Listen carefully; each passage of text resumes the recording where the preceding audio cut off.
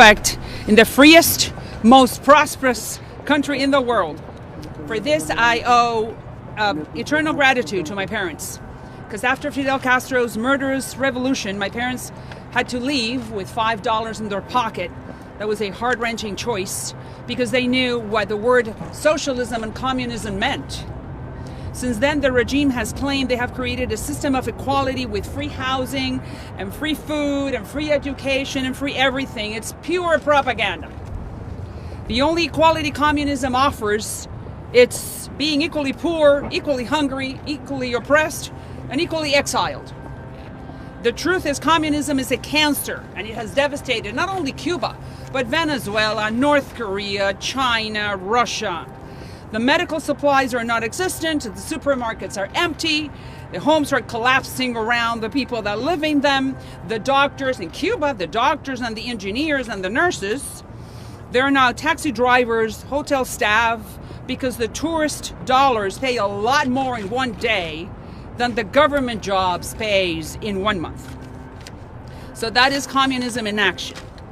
So why are we here today? And I once again thank all of you for being here with us. We're here because we have an important mission. We have to educate our students, our future generations, the leaders of tomorrow, about the true meaning of communism.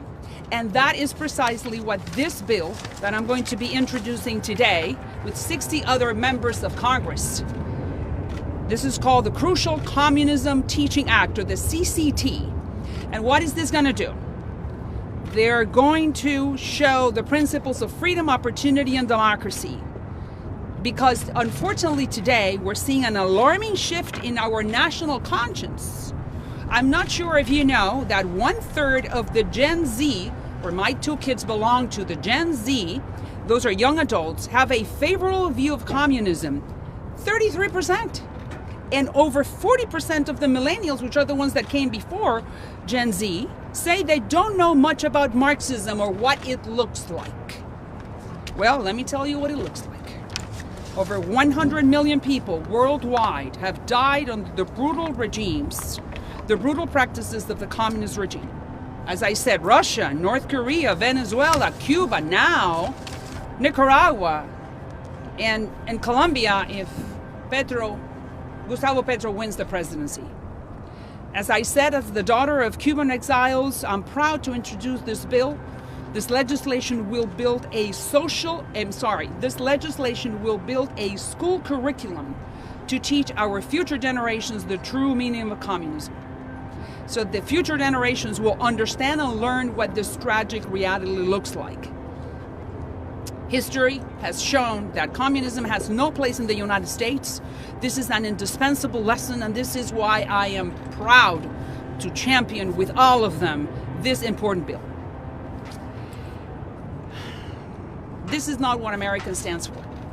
And I'm calling on my colleagues to join me today to educate our children, our future generations, and to preserve our core values. But not only the colleagues in the Republican Party, I am calling my colleagues in the Democratic Party to join this bill and to help us pass this school curriculum all over the country so our kids could really know what my parents had to go through. I thank you, all of you. We'll get some bites later, but let me allow for some of my colleagues to speak to you as well. Ambassador Andrew Bremberg is next. Thank you once again. Thank you. All right. Good morning. My name is Andrew Bremberg, and I am the president of the Victims of Communism Memorial Foundation. VOC is a nonpartisan organization that was chartered by Congress in 1993 and signed by President Clinton to memorialize and educate Americans about the victims of communism. We were pleased to commemorate and dedicate a national memorial to all 100 million victims of communism in 2007. And next year we will be opening the first Victims of Communism Museum here in Washington, D.C. I want to thank Representative Salazar for her leadership and all the wonderful members of Congress who have co-sponsored this important bill. And we'd like to urge all members of Congress to pass this legislation. Over the past century, communist totalitarian regimes in some 40 nations have killed more than 100 million people and subjected countless more to exploitation, violence, and untold devastation. These victims were shot dead in the Bolshevik Revolution. They were starved in the Holodomor, Ukraine famine. They were worked to death in the Soviet gulags. They were exiled to Siberia in the Baltic deportations. They were executed on Cuba's Isle of Pines. And they've been beaten to death under China's Cultural Revolution. They drowned fleeing Vietnam, and their bones littered Cambodia in the desolate killing fields. Although the Berlin Wall fell and the Soviet Union collapsed, 1/5 of the world's population today is still suffering under communist regimes. In Cuba, Venezuela, and Nicaragua, the horrors of socialism and communism continue. And today you will hear firsthand witness accounts of those who have been tortured and abused by these regimes. In China, the Chinese Communist Party is committing genocide against Uyghur Muslims and other religious and ethnic minorities. Up to 3 million Uyghur Muslims are today, in the 21st century, held captive in concentration camps. A majority of Uyghur women are being forcibly sterilized, and Uyghur men are being forced into modern-day slavery. Yet the majority of young Americans simply do not know the history of communist regimes, those both past and present. They don't know the simple fact that 100 million people have been victims of communism, or know about the destruction and deaths it has wrought. So it's understandable why some young people think they're sporting a cool t-shirt with Che Guevara thinking he's a hero, when in fact he was a violent murderer. According to one of our recent polls, 1 in 3 millennials view communism as favorable. That is why this crucial Communism Teaching Act is so important. Americans must learn about the crimes of communist regimes and about the legacy of those champions of freedom who have resisted and defeated communist tyranny. The introduction of this bill today follows the success we've already had in the state of Florida, where Governor DeSantis signed the Portraits in Patriotism bill that requires all Florida high schools to educate their students about communism. And we will continue to work across all 50 states to ensure that all young Americans are taught the truth about the victims of communism. Thank you again for having me today. Thank you for your leadership on this important bill. Thank you. To you, Ambassador. Now, let me give the opportunity to Representative Crenshaw. Wonderful to have you here. Thank you. Please, absolutely. Thank you all for being here. Thank you all for your leadership on this. In 1984, there was a man named Yuri Bezmenov. He gave an interview to G. Edward Griffin. It was titled, "Deception Was My Job."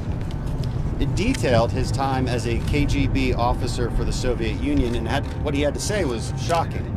He revealed that 85% of the KGB's budget was allocated for the purpose of undermining our political system through information warfare. Not the cool spy stuff you see on TV, but information warfare, using our free society against itself to amplify divisions, undermine faith in our economic and our political system, and amplify the useful idiots on our own side who want to destroy our country. I don't think the Soviets ever imagined how successful they'd actually be. From the Marxist-infused radicalism of the 60s to the critical race theory trends of today, I don't think the Soviets could have imagined a better ally than the Democrat Socialists of America today, some of which currently serve in our Congress, some of which currently teach our children or perform for millions on television or currently run major corporations. And so it's no wonder that a recent survey of millennials found that 36% have a favorable view of communism. 70% say they would actually vote for a socialist. And it's no wonder that the murderous Cuban and Venezuelan regimes find sympathy in the American population, because our citizens have been lied to for generations about the dangers of communism and told that the American system is built on lies and racism. So they become socialists because they've been conditioned that way. In the halls of Congress and on the campaign trail and in academia, we hear flirtations with socialism. Real socialism has never been tried, they say. They leave out the part where socialist equality is equality in misery and deprivation, nothing else. They leave out the part where the utopia they seek must be paid for in blood and death in the tens of millions. Our children don't know these horrors because they've never been taught, so we must change that. America's students should learn about the Soviet gulags and Holodomor, where Stalin purposely starved 3.5 million Ukrainians.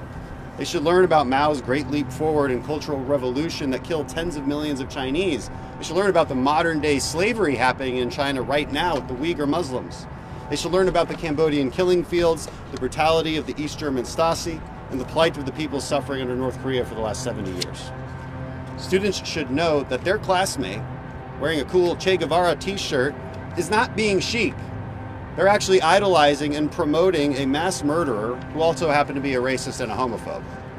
These are inconvenient truths, but they are truths. We need to provide America's schools with the tools they need to get, and the parents the tools they need to give their kids an alternative to Marxist indoctrination and ideology that's currently being taught. America's parents deserve to have a say in what their children learn in school, and I believe parents would rather have their children learn to love America and hate communism than the other way around. And that's what this bill does. It ensures students know the lessons of history so that our next generation does not repeat them. It will ensure that communism remains in the trash heap of history where it belongs. Thank you.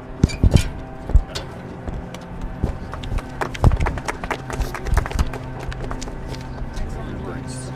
Excellent. Now Representative Waltz.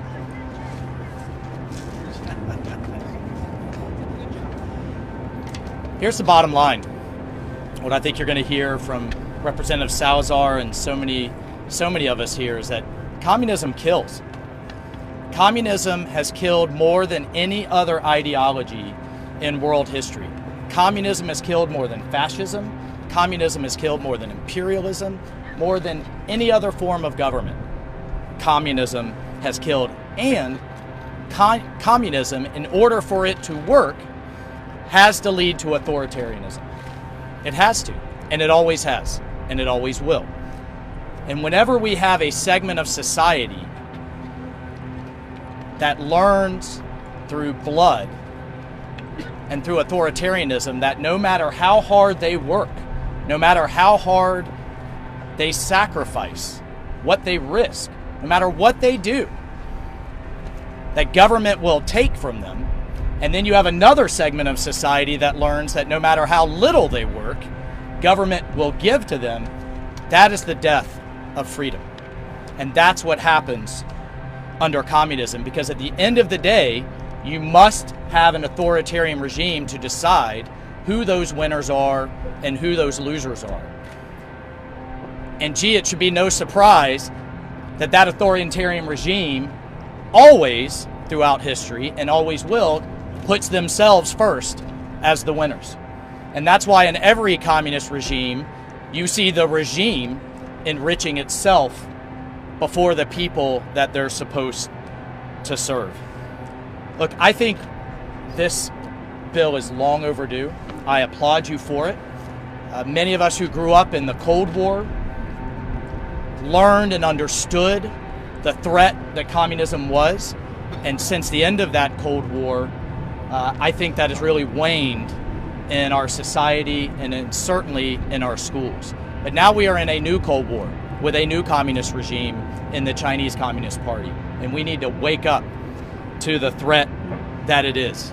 I'm a Green Beret. The Green Berets were founded under John F. Kennedy. He knew that there would be groups of freedom fighters around the world that needed our help. The motto of the Green Berets is De Oppresso Liber, to free the oppressed.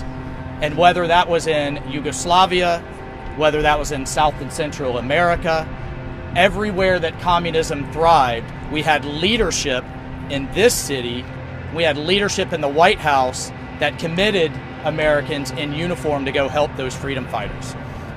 But the fight starts here. And as Representative Crenshaw said, we talk a lot these days about what's taught in our schools, about having a clear eye and clear teaching of history, whether it was the plight of Native Americans or racism or slavery. We need that same clear-eyed approach to the history of communism and the threat that it is. And I am proud to support you. I thank you for your leadership, and we will continue this fight. And that I hand over to Buddy Carr. Thank you, Representative Waltz, and I want to thank Representative Salazar for putting this together and for sponsoring this legislation. Let's not lose sight of the fact that it's someone whose family suffered under communism who is the lead sponsor of this legislation. That is significant. That should be noted. Folks, I'm a father of 3 sons. I'm the grandfather of 6 grandchildren. What our children think, what they learn is important. It's important to me. Today's youth, they're not fearful of communism. They look upon communism favorably. Now, who's to blame for that? Our teaching, that's to blame for it. Our media is to blame for it. Ultimately, all of us are to blame for it. And all of us have the inherent responsibility of making sure that this doesn't happen, making sure that they understand. I mean, think about it now, about what's going on in China. We all know about the genocide that goes on there. We all know that they are suppressing their people over there. And yet we're fixing to come up on the Winter Olympics. And you can be assured that it will be glamorous. People will be tuned in to their TVs, watching all these great events. It will be a media spectacle, no question about it. But what's going on outside of that? What's going on in that country? That's what's important. It's important for us to make sure our children understand. That's why I'm proud. I'm proud to be a co-sponsor of this legislation. The Crucial Communism Teaching Act. This will help us to educate our children, to teach them that communism is not the answer, that here in America, we enjoy the freedoms of a free country. You think they're having a press conference like this in China now? And oh, by the way, what about the tennis player? I want to take this opportunity to applaud the Women's Tennis Association for what they're doing. We need to get to the bottom of this. Folks, this is serious. I know, another press conference. No, it's not another press conference. This is an important press conference. Extremely important. What's being done here is extremely important. Remember what Ronald Reagan said in his inaugural address. Freedom is a fragile thing, and it's never more than 1 generation away from extinction. It is not ours by way of inheritance. It must be fought for and defended constantly by each generation, for it comes only once to a people. Let's not fail this generation. Let's do our job. Let's be responsible. Thank you, Representative Salazar. I'm proud to stand by my colleagues here in support of this. And I'm proud of all of you for standing here with us and saving our future generations. Now, Representative Miller Meeks, the tallest member in Congress. Thank you so much, Maria. I'm Marionette Miller Meeks, and I represent Iowa's 2nd Congressional District in Congress. And I really would first like to thank my good friend, Congresswoman Salazar, for organizing today's press conference and for incredible leadership on this extremely important issue. From the Vietnam era to the fall of the Soviet Union, I proudly served in the United States Army. I watched as communism spread across the world during the Cold War. From the Soviet Union and East Germany to China and Cuba, and every country in which communism has taken hold, it has seen the individual liberties of its citizens taken away, censoring free speech, restricting or banning religious liberty, and exerting total control over private industries, leaving their people in poverty and brutalized. For those who have seen the damage done by communism firsthand, we must never forget the millions who have suffered. And if you, like I, have toured college campuses or have had children at a college campus, they talk extensively and glowingly about the most important skill in a global economy is critical thinking. And we in our school system talk eloquently about the excesses and the demerits of capitalism, but we never talk about the excesses, the brutality, and the murder of communist regimes and why they have continued to fail. And if we're going to have critical thinking in our young adults and in our citizens, then they have to be taught both points of view. And it is the equitable and fair thing to do. Because if we in the United States do not stand for liberty, for entrepreneurship, for competitiveness, for innovation, there is no place on the world, and I can tell you from traveling extensively in the military, as my colleagues have done, and personally, that there is no place in the world that these exist if we do not continue to be their champion. We must ensure that our next generation is well educated in the dangers of this radical ideology. I am proud to be an original co-sponsor of the crucial Communism Teaching Act, and I thank everyone for being here today, and especially my colleague, Congresswoman Salazar. Thanks to all of you once again. Thank you. Now, Representative Crawford. Thank you. I want to echo the sentiments that have been expressed here by my colleagues and just add a couple of things. Proud to support this legislation, but the real travesty is the fact that it's necessary.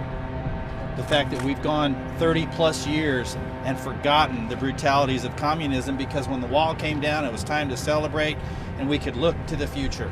And unfortunately, we've forgotten the lessons of communism, and our children, now 30 years removed from that historic event, have forgotten about it. And you heard one of my colleagues mention how communism kills, and I agree with that. But communism it's not always a quick death. I was in Cuba a few years ago, had my taxi driver, I said, take me to the best grocery store in Havana.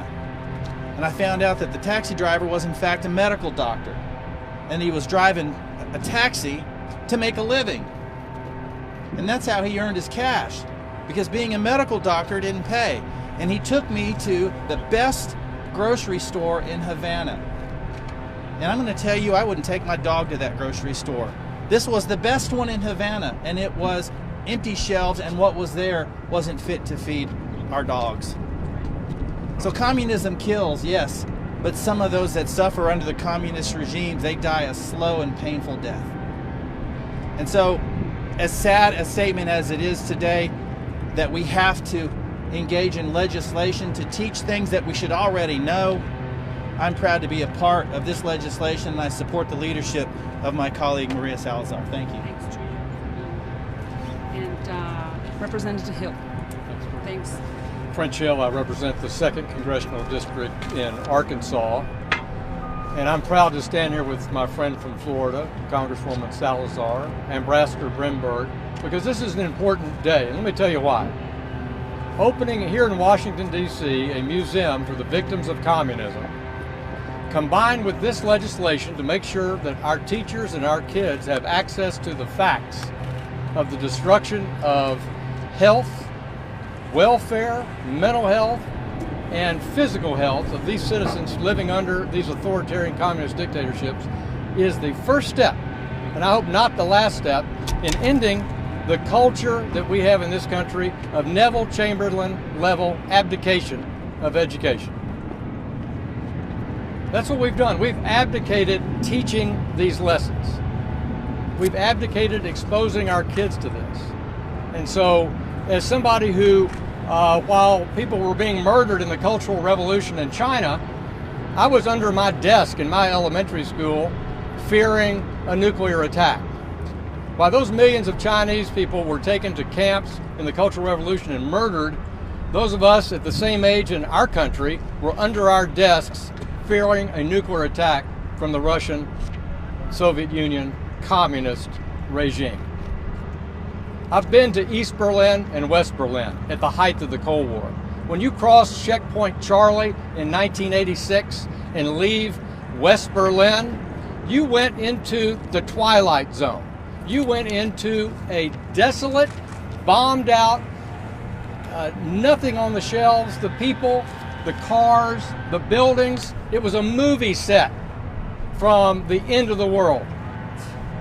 Because in that 40 years from 1945 to 1986, West Berlin became one of the most extraordinary cities in the world with freedom, capitalism, opportunity, and just across the barbed wire was destitution, poverty, authoritarianism. Our kids need to learn that lesson. They didn't have Solzhenitsyn, Whittaker Chambers, William F. Buckley that I had in my childhood. This bill changes that. This bill ends that abdication, and I thank my friend from Florida and all of our colleagues for the support.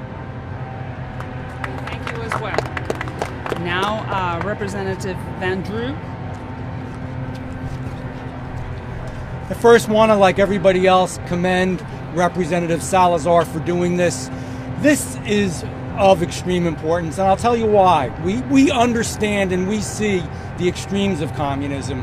We know what it's like to see the tanks rolling down in China. We know to see Russia build its arms and forces up at the border. We understand what they're doing. But what is also important and is amazing is that we even have to have this press conference.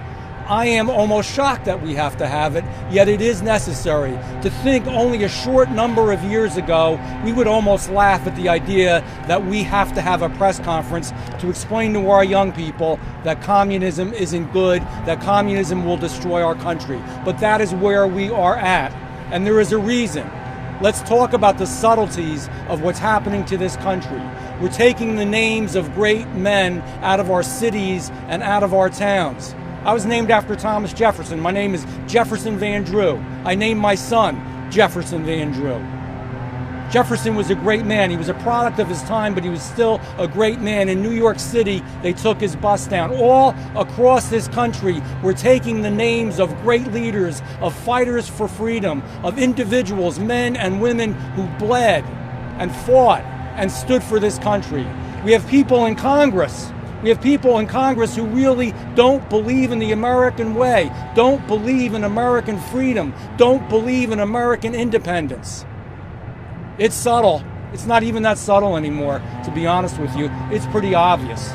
So we see all this around us. We know that in universities, if you have a very pro-American stance or a conservative viewpoint, you probably won't get a chance to speak. You probably won't get to give a commencement address. Let's really tell it how it is. This country is at the precipice. We are on the edge. And this is a big piece of it. We are going to have to decide that either that we are the America that we know and love, or that we're going to change. Many professors, many universities, many educational systems want us to change. And what we all are talking about is we're trying to make it clear to our children and our grandchildren that if we make this change, all the wonderful freedoms, all the greatness, the freedom to have your own faith, the freedom to do well in your own economy, the freedom to believe in whatever it is you want to accomplish in your life, and your freedom to raise your family the way you want to, and to say what you want to, and to do what you want to. You shouldn't take that for granted. Every time I go into a classroom or speak to a group, I speak about American exceptionalism. And American exceptionalism says that America is better, it's different, it's the greatest country in the world. I will say to you right now, America is the greatest country this world has ever seen. It is the greatest country on the face, literally, of the earth. And we love Ronald Reagan, and one of his other great statements was, besides loss of freedom was only one generation away, he spoke about the shining city on the hill. So the bottom line, it's up to us. There's nobody else. It's up to all of you in media. It's up to me and all these good folks here that represent people in the United States Congress and in the United States Senate. It's up to parents. Parents call me up sometimes. They say, I'm upset. I don't even know what to do, the way the country is moving and what is happening. And I say, you know, one of the most important things you can do when your children or your grandchildren, when they come home, look at what they're learning. And if they're not learning about freedom, if they're not learning about what happened in Cuba, if they're not learning what happens in China, if they're not learning what happens in North Korea, then you better make sure that you teach them. It is now our responsibility. Nobody else, every single one of you, it's in your hands. Take that responsibility and grasp it for all the men and women who died and bled and gave so much to this country, for the great leaders of the past, and I swear, I hope, the great leaders of the future. I thank you for doing this. God bless you. It's my duty. Thank you. Very well said. Thank you very much. Representative Grothman. Thank you. We stand here today. I'd like to thank Congresswoman Salazar for introducing this bill. In my opinion, as I go through all the bills we've talked about in Congress so far this session, this is the most important bill. And I say that because we've heard the statistics today of over 1/3 of the young people actually think socialism and maybe Marxism isn't that bad. And as somebody else here pointed out, a Soviet defector said that most of the KGB money spent in this country was spent to change America's view of itself. In other words, they were going to conquer this country not with ships or tanks from abroad, they were going to conquer it from within. And when you see 30% of the population wanting or not understanding what is wrong with a country like Cuba, you realize we are losing that war. Every American child should know that communism is, they dislike the churches. They dislike God. And the reason they don't like God is because they feel that churches create a moral background in which people will be reluctant to kill people if the government calls upon them to kill people. People have to know you restrict travel in communism. You restrict information. And there are all sorts of people out there which kind of have the heart of a communist, we know right now today, who do want to restrict information, right? And our ears should perk up. Wait a minute, we got people out here who think the way for America to go forward is to restrict information. They obviously want to abolish ownership of things. Karl Marx was very anti-family. Sometimes they haven't got all the way there, but we have to be on the lookout for that.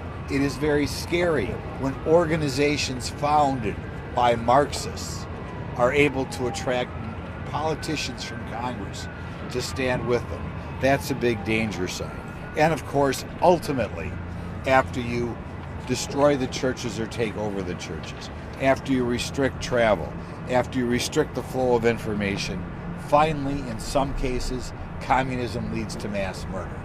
And every American child should understand what happened in Red China, in Ukraine, in Russia, in Cambodia, in Cuba. Every American child should know that, but they don't know it.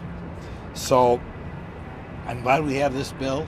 I hope every state around the country does what they can to educate their young children about what will happen to religion, what will happen to freedom of children, freedom of religion, what will happen, their goal for the family and how they want to have, the children raised more and more by the government and less by the family. So I hope this bill moves forth, and I hope state legislators around the country are paying attention to this bill, and they do what they do in Florida and make sure every American child knows what Marxism and communism is about.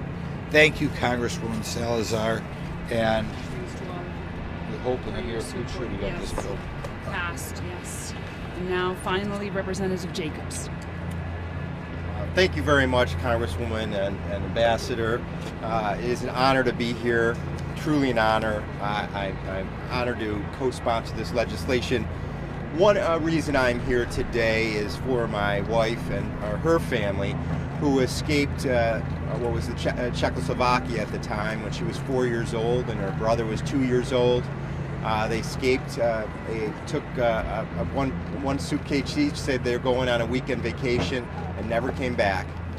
Their aunt and uncle tried to do the same thing the next week and were captured and jailed.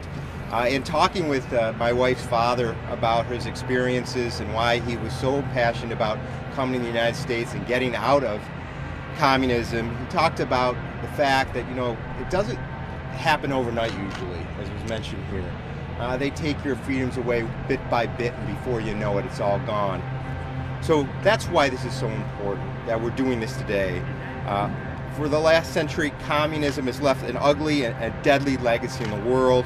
Since its creation, over 100 million people worldwide have died at the hands of communists, and countless more have starved, been tortured, or persecuted. We saw it under the tyranny of Vladimir Lenin, Mao Zedong, Joseph Stalin, Fidel Castro. Today, we still see the dangers of communism in China under the rule of the Communist Party there. As we stand here today, millions of Uyghurs are facing religious persecution, slavery, and execution. The threat of communism is real and is important. We have the tools in place to combat it. This legislation is not a mandate, but it develops a comprehensive curriculum and creates materials so states, local governments, and schools have access to quality resources to teach about communism in the classroom. I want to thank again Congresswoman Salazar for her leadership on this issue, ensuring that the next generation is armed with the facts that will help combat the rising threat of China and further protect the world from the horrors of communism. Thank you. Thanks to all of you. And thanks to all the members who joined us and to the news media. You know that for 35 years I was a journalist just like you. So I call upon you because you have a civil and a duty to report the news the way it is, that what's happening, report what's happening in Congress and the threat of communism and democratic socialism that it's creeping upon this country.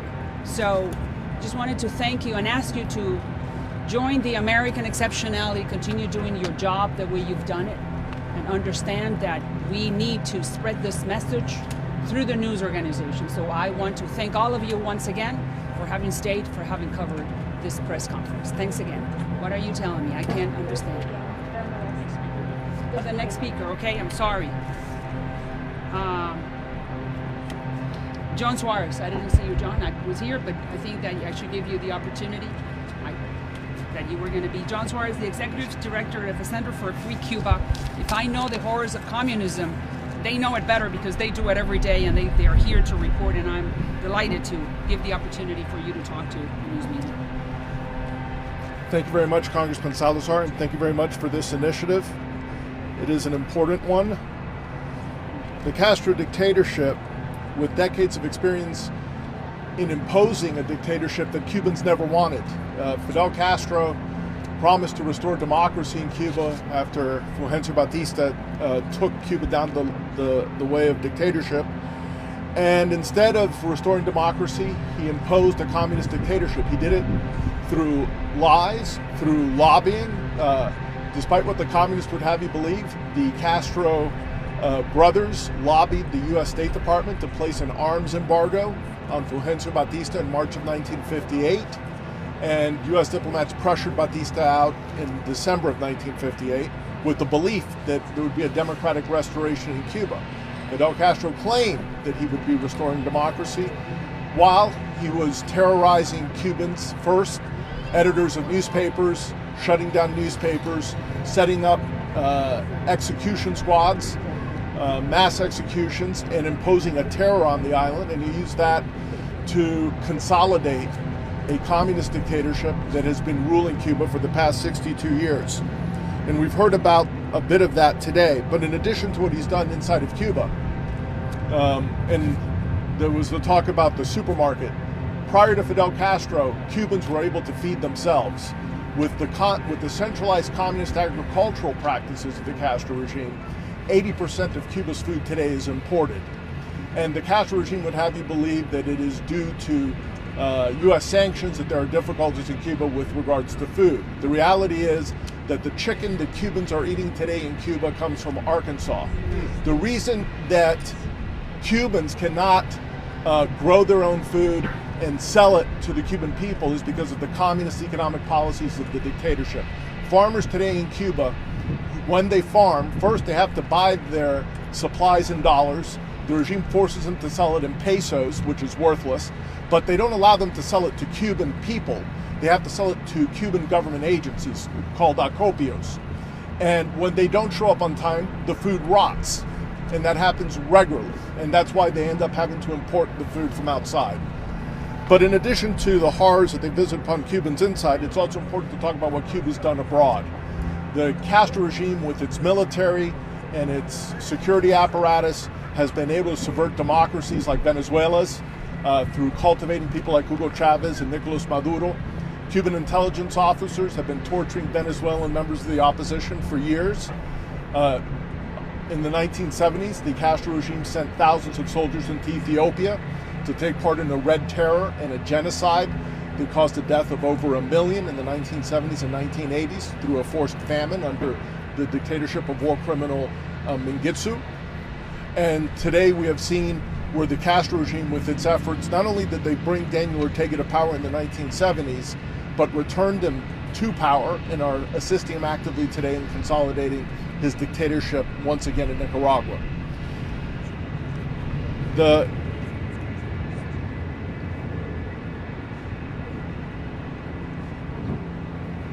I'd like to close remembering the words of a son of Missouri, T.S. Eliot, who said, "If we take the widest and wisest view of a cause, there is no such thing as a lost cause. Because there is no such thing as a gained cause. We fight for lost causes because we know that our defeat and dismay may be the preface to our successor's victory.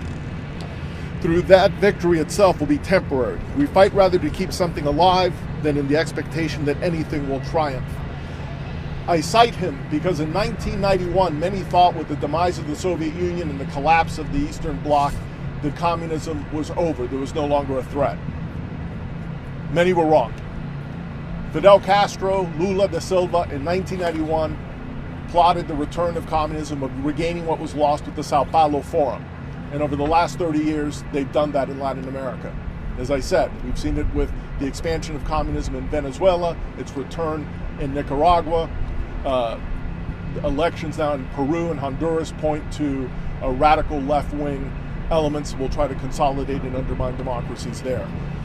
So we owe it to be vigilant, to remain vigilant, and this initiative to educate America's youth on the horrors of communism and its reality is a critical part of regaining and maintaining those freedoms. Thank you very much.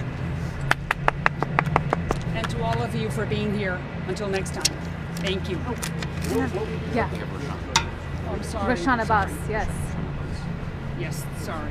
Roshan Abbas, I'm so sorry they didn't also, but the founder of Campaign for the Leaders Movement. Thank you. I mean, an honor to have you here. Thank you so much for introducing the bill. Absolutely. I want to thank you, Representative Salazar, for introducing this bill, and to all the legislators who are co-sponsoring and joining us today, and in support of victims of communism. I am speaking here as one of the Uyghurs who is facing active genocide by the Chinese Communist regime. Education is the bedrock of a democratic society. We must raise future generations to recognize the dangers of communist ideologies that will deny human dignity, just as is the case of my own people. The Uyghurs facing active genocide, as Ambassador Bromberg spoke earlier. Uyghur women's bodies are being the battleground on this genocide while they are facing forced abortions, forced sterilizations. Chinese Communist Party is waging a war on freedom, faith, and human dignity. Basically, my own sister, Dr. Gulshan Abbas, is in the hands of the Chinese regime as a hostage for my freedom of speech in this country. I spoke as an Uyghur, outlining the fate of my in-laws. 24 of my husband's entire family were taken to these concentration camps. When I spoke about it in September 2018 at the Hudson Institute as an American citizen, my sister, retired medical doctor, was taken 6 days after. Until today, I have no idea if she's still alive. There's no information on her whereabouts. It's vital that we educate the current generation on this and all other crimes being conducted by the repressive regimes. We must show them where the world has failed to act in the past. We must teach them to act in the future. The crucial Communism Teaching Act sets a strong foundation. Students must have the opportunity to explore first-hand accounts of the life under oppressive and the despotic regimes. We must examine atrocities head-on to expose them for what they are, deep violations of human dignity. The Chinese Communist Party is weaponizing education. It's used to erase Uyghur identity and existence. The CCP is teaching the virus history that avoids the crimes committed by the Chinese regime. The future of the free world is depending on the willingness of the international community to confront the evil. We must commit to teaching on the horrors of the past for the sake of our next generations, for the sake of the world that our children and our grandchildren inherit, and for the future of the humanity. Please support this act. Thank you. Thanks to you. Thank you for being here. And finally, a Hong Kong activist. Thank you. Joey Siu. Good morning, everyone. My name is Joey Siu. I'm a Hong Kong human rights activist. I was born in the States and moved to Hong Kong when I was 7. And last year, at the age of 21, I had to flee the city because of the ongoing atrocities and also escalating pressure given by the Chinese Communist Party in Hong Kong. And ever since the pro-democracy movement in Hong Kong broke out in 2019, more than 10,000 protesters have been arrested simply for participating in rallies to fight for the freedom and democracy that we deserve as a human being, and as promised by the Chinese Communist Party in the Sino-British Joint Declaration. And it is not just the protesters who were arrested. It was also the activists and politicians, to medical experts and legal professionals. Every dissident in Hong Kong are facing lengthy imprisonment simply for fighting for freedom and democracy. And I witnessed firsthand with my own experience how the Chinese Communist Party have destroyed Hong Kong. And I heard with my own ears how communism have destroyed and taken away the futures from us, from my friends, and all these people who are suffering from communism. From the genocide in East Turkestan happening right now, to the occupation of Tibet, and the escalating atrocities in Hong Kong, all this history have to be remembered not only by us who are suffering and have been tortured under communism, but also by our next generations and every single student and our future generations in America.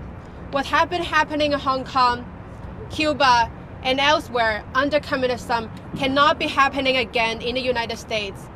And that is why, as a victim of communism, I am urging congressional members to support and co-sponsor the bill, the crucial Communism Teaching Act, and to ensure the atrocities and all these things brought by communism would not be happening again here in the States. Thank you. And for being here. Okay, now I think we're done, and thank you once again for your time. Until next time.